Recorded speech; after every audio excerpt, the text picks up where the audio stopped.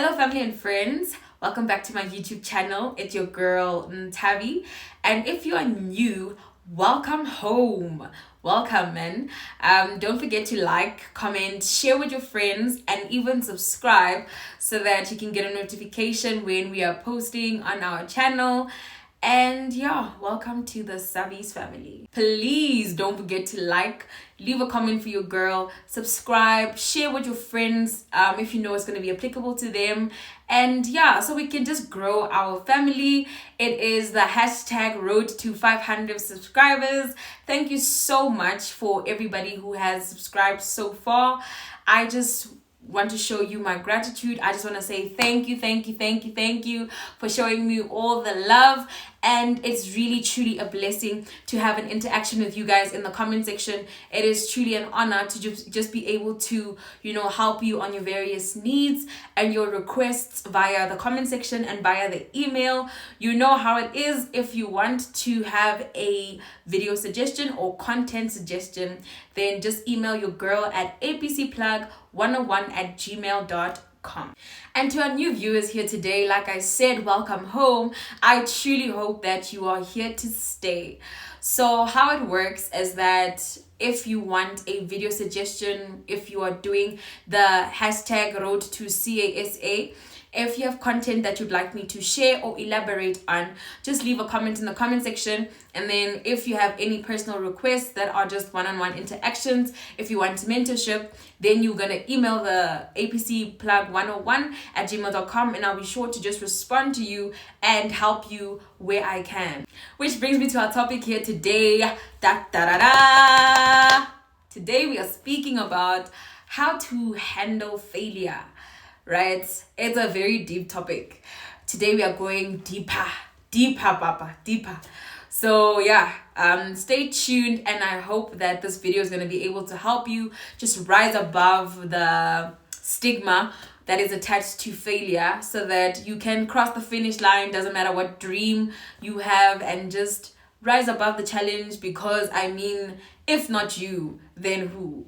So we all know on this academic journey, it is always full of ups and downs. And sometimes, God just wants to show you that you are the strongest soldier, and he just puts you through fire. He puts you through hurricane, tsunami, everything. But at the end of the day, you must still stand, right? So as students, we just really go through a lot.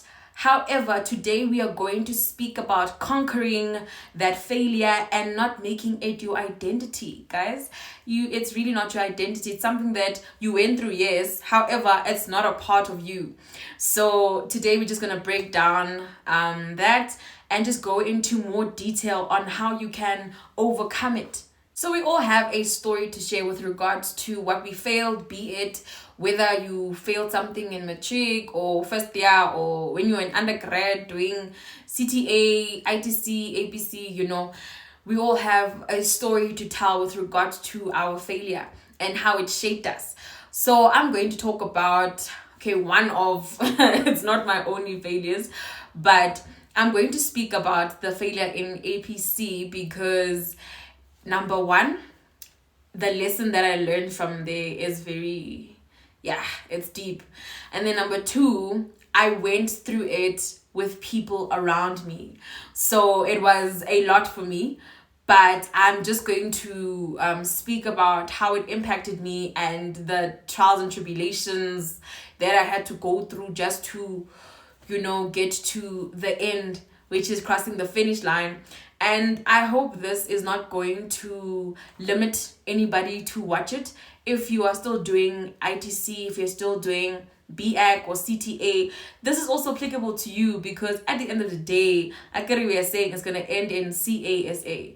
So if it's applicable to you, then continue watching. So if you've been tuning in, so I was on the APT board course, right? So we all know, those of us who are on the APT board course, there are 3 assessments that we write. And we write assessment 1, we write assessment 2, we write assessment 3. And then if you don't pass assessment 3, you're going to write the supplementary, right? So in my year, how it worked is that the first assessment you write as a group, And then the second assessment, it's basically your first assessment alone, but it's your second assessment.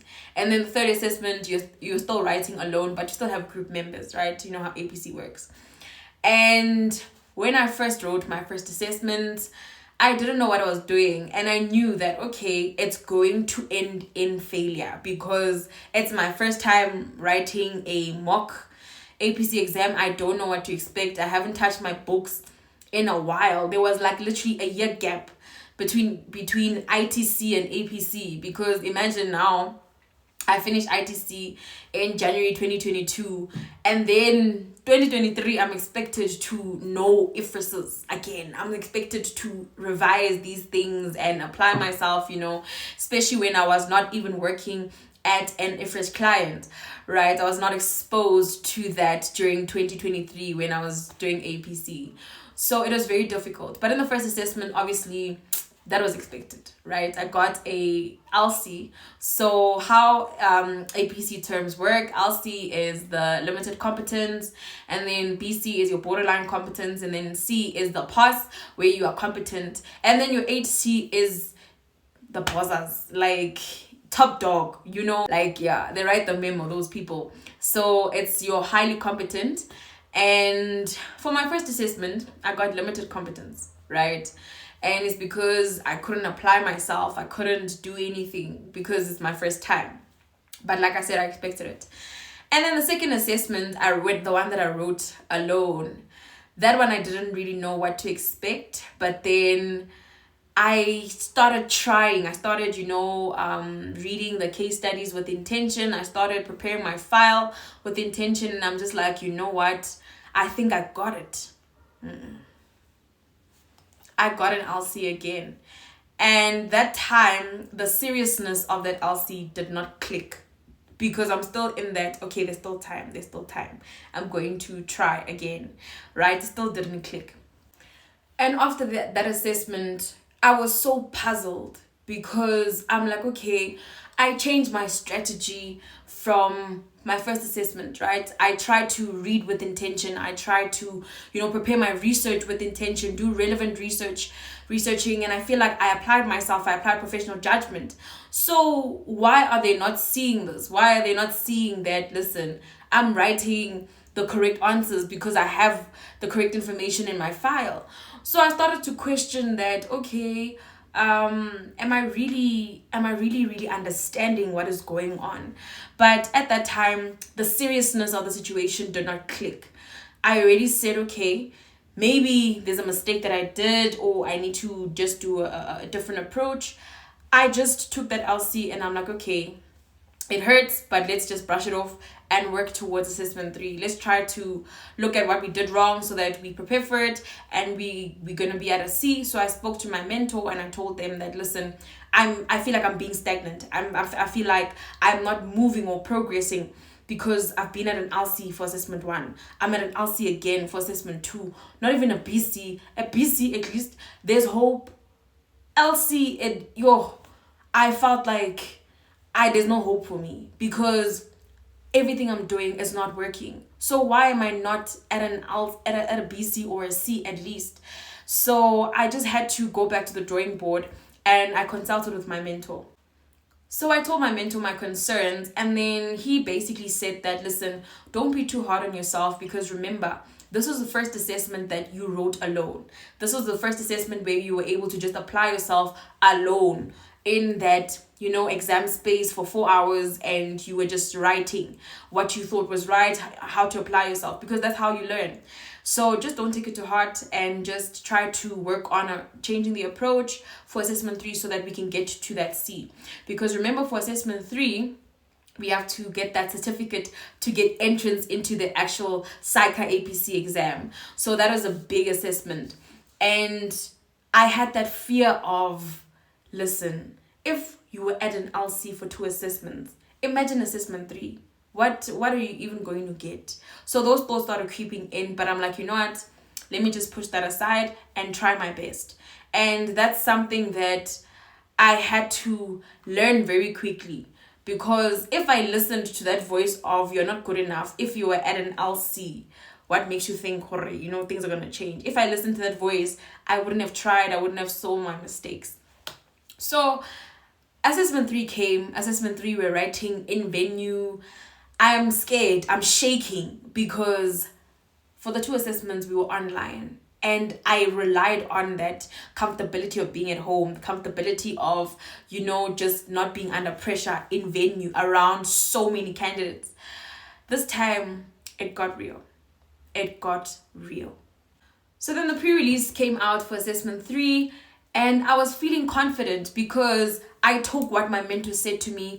I listened, I changed my approach in certain areas. I prepared my file differently. I did my research, and this time I was even enjoying the case study. I was enjoying doing the research, and I'm like, I got this. I felt confident with my team members, and I got to the exam venue. I felt overwhelmed because there's so many people who are writing with me. I felt overwhelmed, right? So when I got there, I'm just like, let me just calm down. Focus on your paper. You got those, girl. And everything that's in your file, and you are going to pass. I wrote that assessment. I felt confident. And I'm like, I got a C. Maybe potential 8C because that paper was too good. I was confident thinking that, my research is good and everything. I got the results of that paper. And I could not understand how I failed that paper. I could not understand how I wasn't at a competent level. At some point, I thought that they made a mistake, not me, right? After all the hard work I've put in for the entire month and a few weeks, I've worked so hard. I wasn't sleeping. I was making sure I'm studying certain topics. I was revising certain things. I felt my research was good. I was working well with my team members. And I felt like, listen, they made a mistake when they were marking my paper because I'm not understanding why I failed. I was very puzzled. So it was just it was a thing that took down my confidence. I started not having confidence in myself. I started doubting my own abilities. I started even having imposter syndrome. Imposter syndrome is that thing where you feel like, you don't deserve to be where you are. You don't deserve to even write that exam or qualify for certain things. And I started having that feeling. Not only did I start feeling that way with regards to my study, I started feeling like that even at work. Because at this point, how am I able to complete working papers when I'm even failing the very same thing that I'm being tested on, right? The very same thing that I'm supposed to know because I'm doing it every single day. I started to question my own abilities, not only as an APC candidate, but also as a trainee. And that thing was very dangerous. I had to really snap out of it, but it was very difficult. And then the biggest mistake that I did was that I started to compare. Because now I'm in a group and most of my group members passed assessment 3. They're not writing the supplementary. So that's when that imposter syndrome kicks in where everybody else around you is passing. But when you're writing the supplementary, is there something wrong with me? Is there something wrong with the way I'm thinking, the way I'm applying myself? Am I slow? The doubts start creeping in. Stop it, that's the devil. But yeah. The doubts start creeping in because now you question yourself like, okay, we worked together in the 5 days. We discussed the triggers. We agreed with each other. Okay, this is the trigger we identified. This is something that we agree on. This is our conclusion. However, when we wrote, what was different on my paper, right? Why didn't I get that competent level at the end of the day? So it really hindered me comparing myself to other people. That's one thing that you should never do because that's when doubt starts creeping in. That's when imposter syndrome now takes over. And it's just a paper that you wrote. It doesn't mean that you're not capable of passing. That doesn't mean that. It just means that we need to readjust and go back to the drawing board so we can see what works for us and what doesn't. So now I go back to my mentor. I'm like, dude, I failed again. And at least this time, it wasn't all else's. At least I saw a BC, not even one C, but I saw a BC, right? So I'm telling my mentor that I tried everything. I don't know what I'm doing wrong. And my mentor is just like, let's sit down and look at your paper. So he looked at it, he looked at the comments, he didn't look at what I wrote. He looked at the comments, and then he was able to conclude that certain things I wasn't really applying the actual case study. So I would theory dump, and I'm still at that ITC response, level.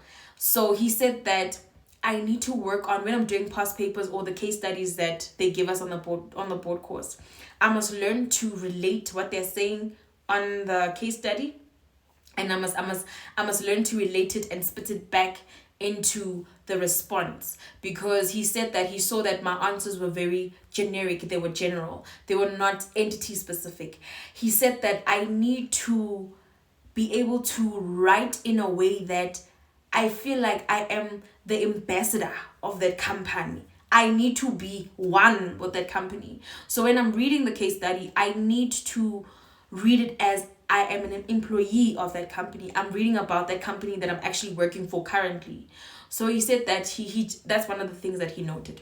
But the one thing he said was that focus on your journey. Focus on the supplementary now.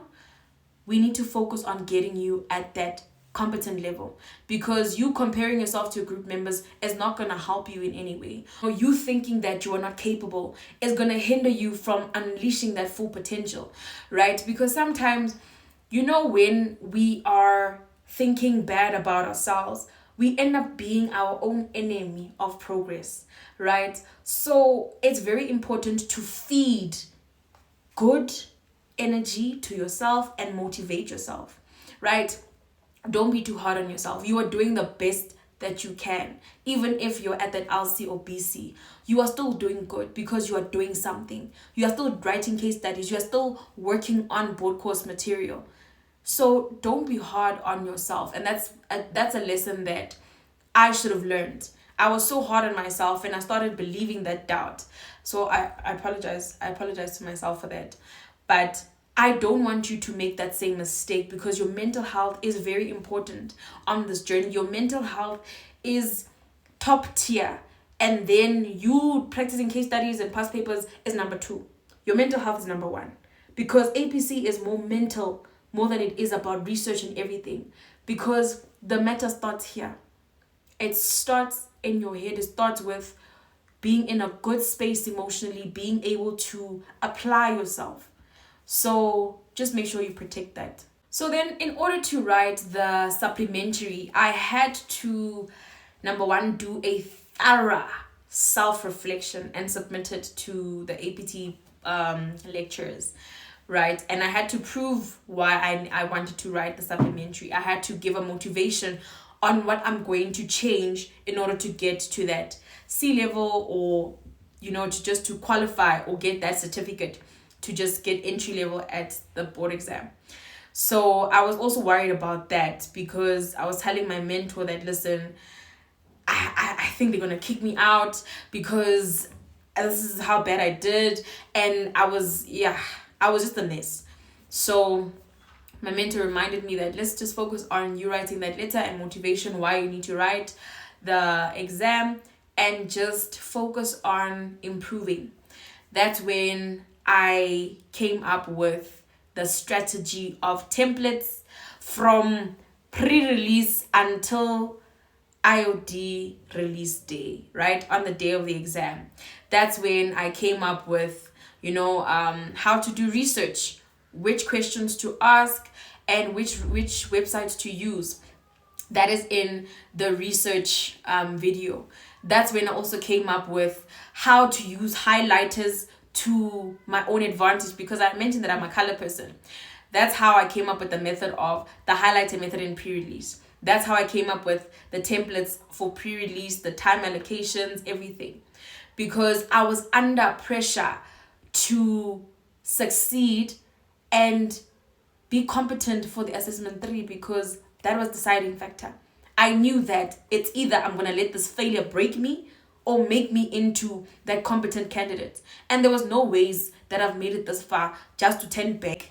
After I'm here, it's August. I can't turn back. I can't really, after all my hard work, after the sleepless nights, I really need that certificate. It's something that I need. So it became my goal. It became my mission, even if it meant that I'm sacrificing sleep. That's what I did. That's why I came up with step-by-step processes to aid me to get to that competent level. So during that time, that's when I saw my strengths and weaknesses, right? So what helped me was that I looked at my assessment 3 and I made a list. I went back to basics. This is something that I also did in varsity. I took an exam pad. I wrote strengths on one side. I drew like a line in the middle of the page. Strengths on the left, weaknesses on the right. And as I'm doing my self-reflection, I made a list of all my strengths. I made a list of all my weaknesses. Obviously, the weaknesses were longer. Nah, we even had to turn the page, but it's fine. The weaknesses were long, but I knew that if I am preparing for the supplementary, I'm going back to the weaknesses. I'm starting with them. And one of the things that I had a problem with was research. Like I said, that's why I used that research, those research mechanisms of the websites and whatever. I sat down because I knew research was a problem. So I worked on that. And like I said, that's why I went back to basics from day one. I knew research was a problem. So that's why when I was correcting my mistakes, I started from the first day when the pre-release information was taken out, right? And until the day I wrote. So I started to identify my weaknesses and strengths. And I made sure I sit on those things. I did not practice a question paper. I did not practice a case study. I practiced the small things that were my weaknesses. I worked on those things. That's why I was able to identify websites for research to help me. So yeah, that's what helped me. So now we were at the supplementary exam phase, right? I had to prepare for that. And that time I have to also look for new group members, and by the grace of God, I met people who, God just divanisas you with people who align to your vision and align to your values and everything. Like, they know who they are. They probably watching this video, but I just shanganad with amazing people, and I felt at ease. I felt at peace because I felt like these people relate to me, right? And we complement each other well. And we worked on the supplementary, we shared our ideas, and I started to see some light that, okay, this is also how you can think. This is also an approach on how you can, respond to certain things, auditing triggers, accounting triggers, taxation. We bounced the ideas off of each other. And now it's time to write. I'm like, you know what, God, we are writing this paper and we are passing it. You have no choice. You will divanisa the C's at this point, even if the PCs are there. Divanisa the C's so that I get that certificate to go right. And by the grace of God, I passed that supplementary.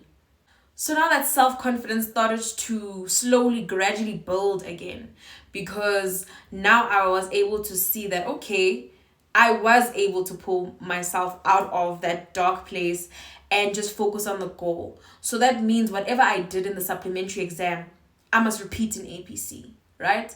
And that's when I saw that the strategies that I came up with, the templates and the things that I was doing for preparing for the supplementary actually worked, and I stuck to them.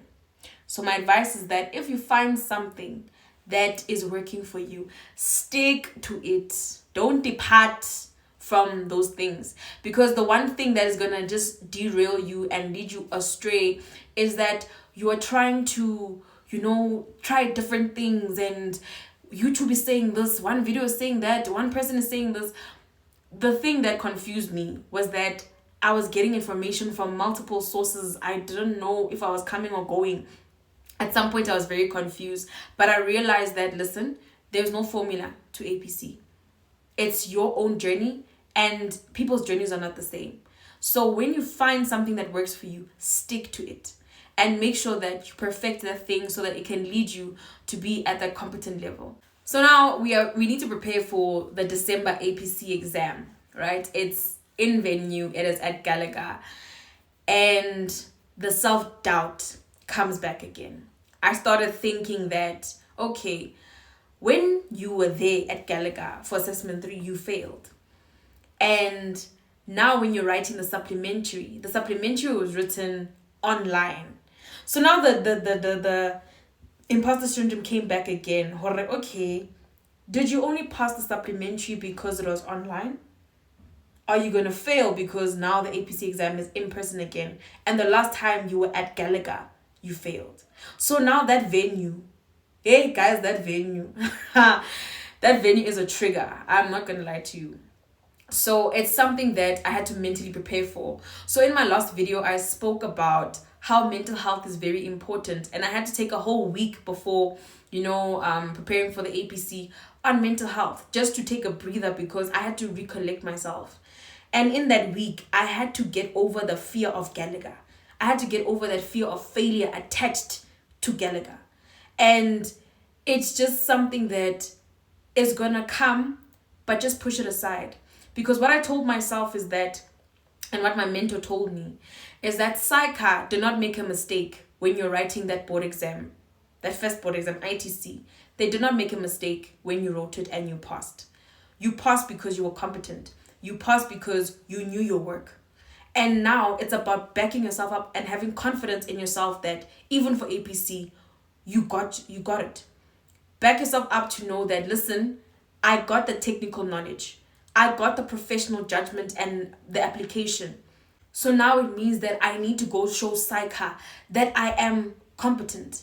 So having that break to take for mental health is very important.